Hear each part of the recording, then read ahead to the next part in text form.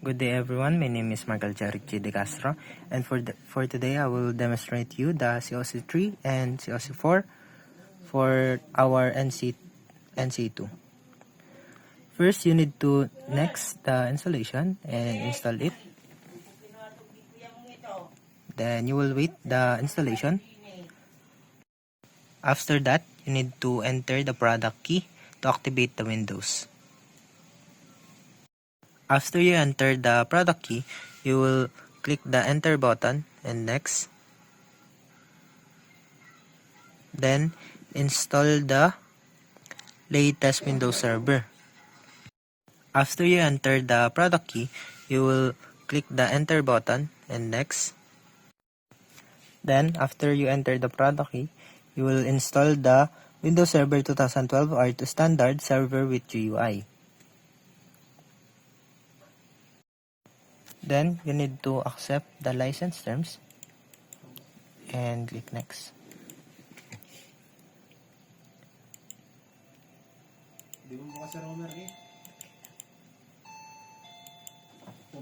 Then custom installation, and after that you need to partition the drive.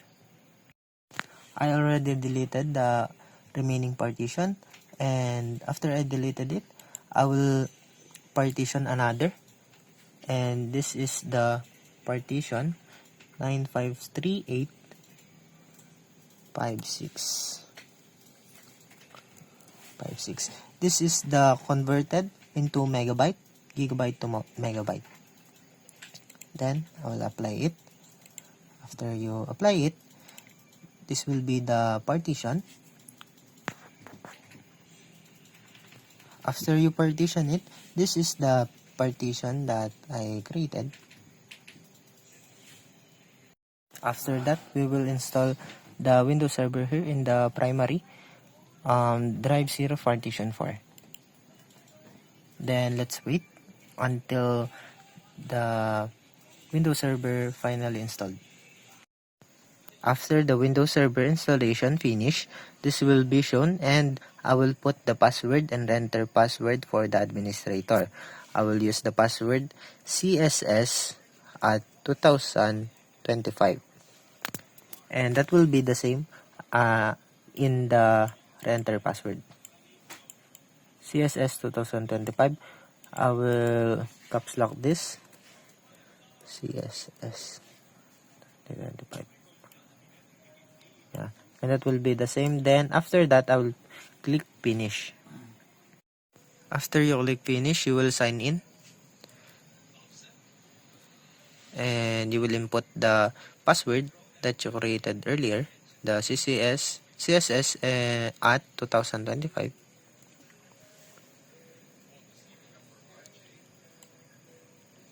Then click enter. After you sign in, you will add roles and features. You will enter the server role, the Active Directory Domain Services or ADDS. Then click next. Next, I wait. Role, you need to check it. Add feature. Then next. Then you will click restart. Then after you click the restart, you will install it. After you click the installation, this will take a moment to install, and you will wait it. After the installation is completed, you will need to close this, and as you can see, the ADDS is in here. And after that, you will need to click the notification and promote the server to a domain controller. After that, you need to click the notification and promote the server manager. Then add new forest. I will create a new forest named server.com. Then next. Then after that, you will need to input the password that I choose later, earlier, the CSS at 2025. CSS at 2025. Then confirm password.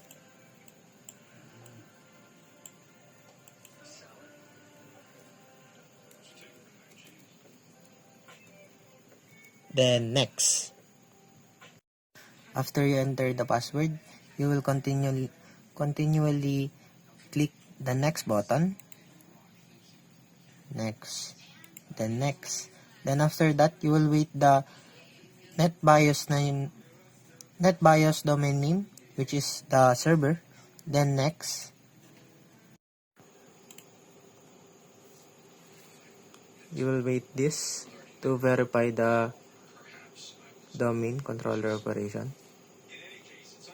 Then after that, you will need to install this, then wait for it to install. We will just take a moment to wait this, and after that, the ADDS configuration will be installed. After the installation, it will be automatically restarted. After the installation, as you can see, here there is DNS. Then we will now add the DHCP server, the DHCP role. Click the server selection, then server role, then allow the DHCP server. Add feature, then continue. Next, then next, then restart for the installation, then click install. After clicking install, we will wait until the installation be successful. After the installation, we will close this, then check the notification and complete the DHCP configuration. After that, you will click the next, then commit, then close. The next thing that we will do is to click the tools, then add Active Directory users and computers. We will add a user in the server. You will click the server.com, then right click the users and new, then user. After you click the user, you will input the name. We will input user number 1, user 1. Then user login name, user 1. Then after that, you will click next. Then you will uncheck the user must change password. Then user cannot change password and password never expired. Then we will choose the password, the CSS at 2025. CSS at 2025. Then same as the confirm password, CSS at 2025. Then we will click the next button and it will finish the process. As you can see here, the user has been created. Then the next step is you will click the tools, DHCP, then click the Windows in DHCP, IPv4, click the IPv4, then right click, new scope. After clicking the new scope, you can see the new scope wizard, then click next, then click name. The name that we will use is users, then next, then the range of the users that will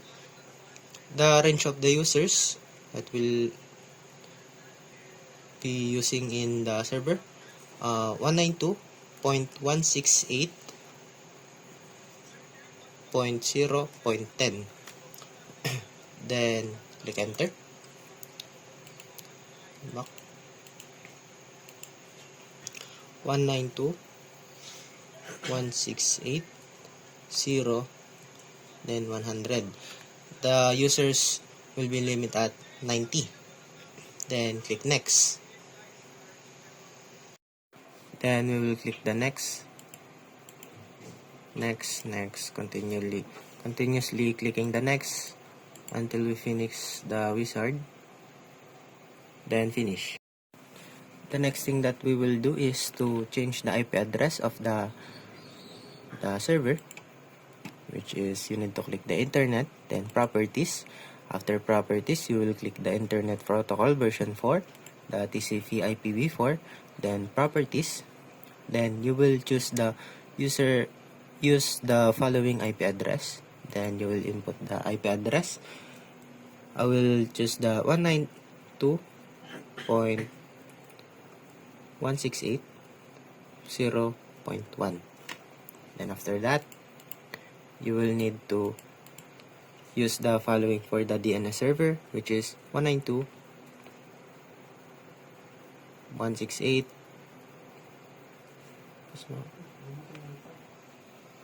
Then 168, 192.168, then 1. Then after that, you will click the OK. Then close. Then close. Then that's all. The next thing that we will do is to click the tools. Then group policy management. After clicking the group policy management, you will click the forestserver.com. Then domains. Then server.com. Right click this. Then create GPO in this domain. Then new group policy objects. Then okay. After creating new GPO, you will need to right click this, then enforce it. Then after enforcing it, then you will click edit.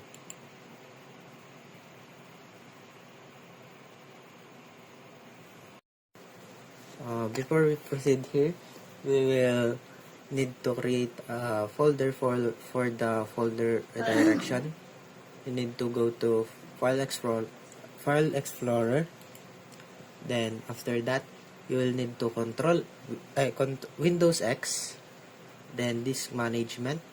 After you click the disk management, the disk management tab will appear.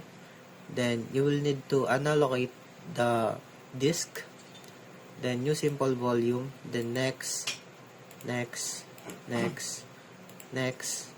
finish. As you can see here, the new volume E is now created. And we will click this, then create a new file, new folder.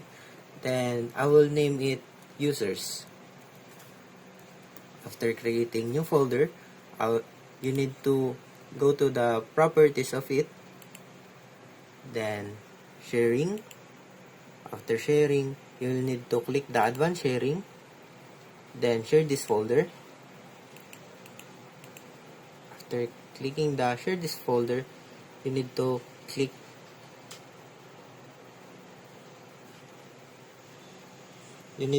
the permissions, which is in here. Then click here, everyone, and allow all, then add. Then we will name it administration, admin. Then we will check names. After checking names, you will need to click the built-in account.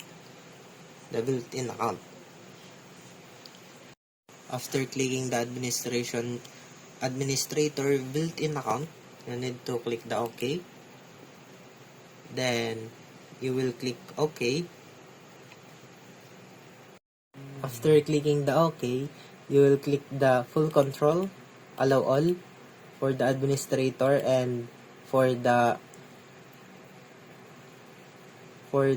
everyone. Then click apply.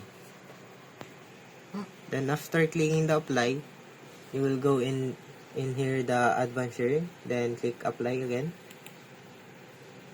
Then for double checking, you need to check again, and yeah, then okay.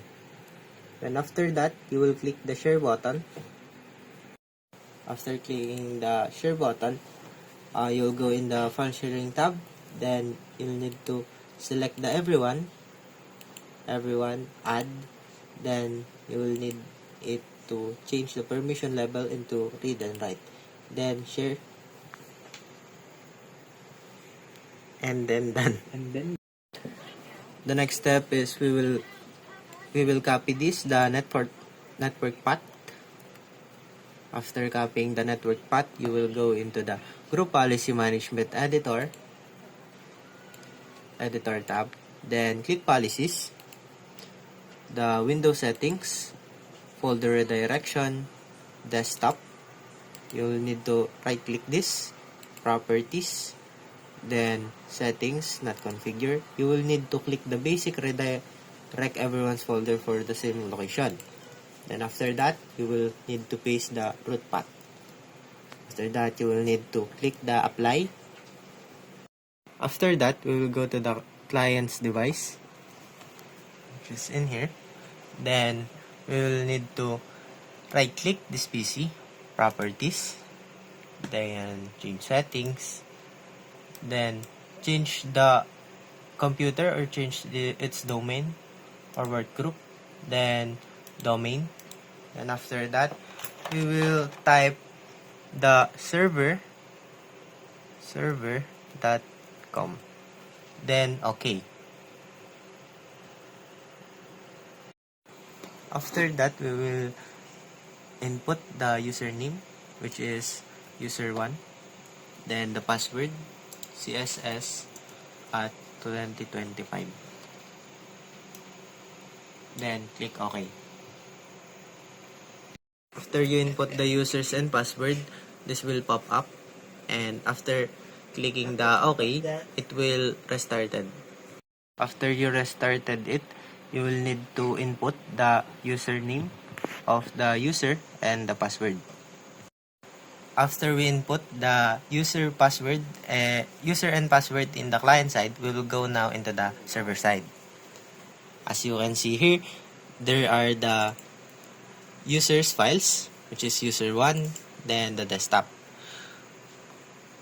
We will click the desktop file, then click the desktop continue, then security tab. After that, you will go into the desktop properties tab, then click advanced. Go to you can see the owner, enable display the current owner, change. After that, we will check if it is admin, then input admin, check names, then administrator built-in account for the device, then okay. After that, okay, then apply. As you can see, we can now access the desktop file. You can see the desktop. Then the next step is we will create a new folder, which is testing to check if it is working. Then now we will go back into the server side. As you can see here, the testing is now shown. Well, the next step, we will go into the control panel.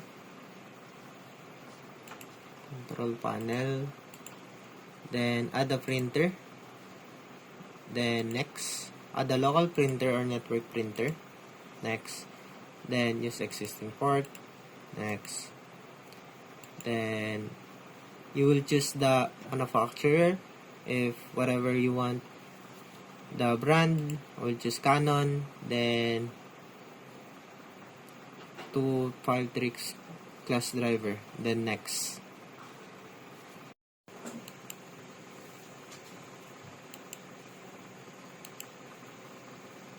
The next step that we will do is to go into the client side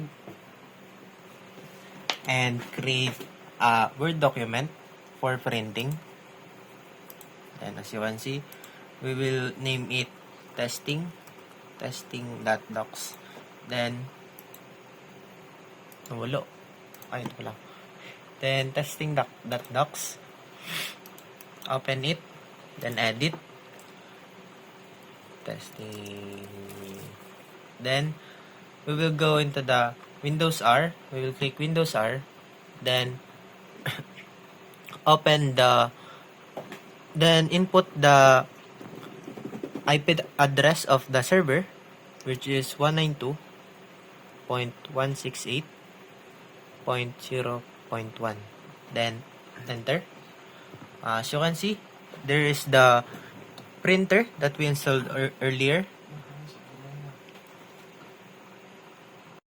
After that, after clicking the Canon inkjet, the printer will be installed in the client device. As you can see, the printer is now connected into our server here. The next thing that we will do is to print now the testing.docs. Click this, then type anything and Control P.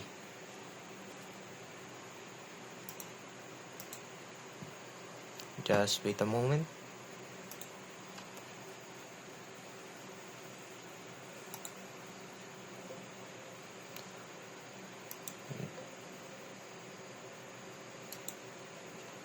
Now you will click the print.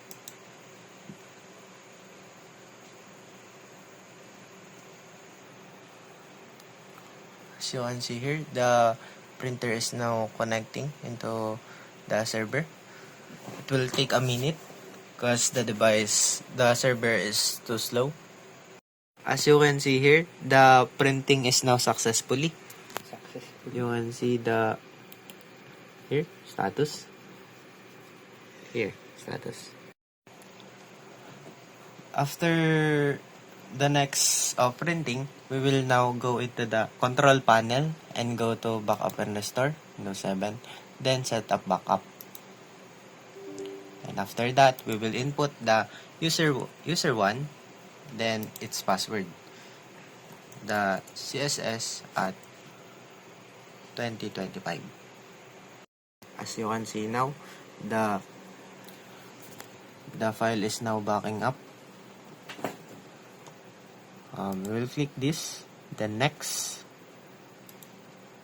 then let me choose, then next, then after that we will click all of the data files, which is the data users 1, libraries, and then click next.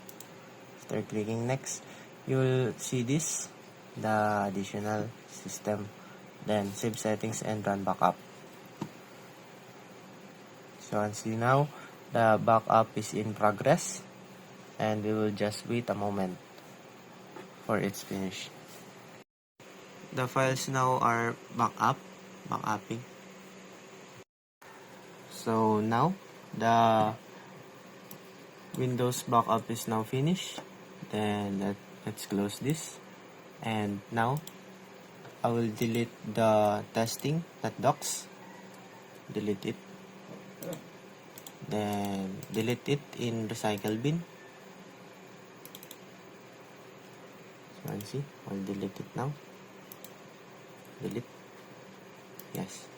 Then we'll go back into the control panel and restore my files. We will now input the administrator.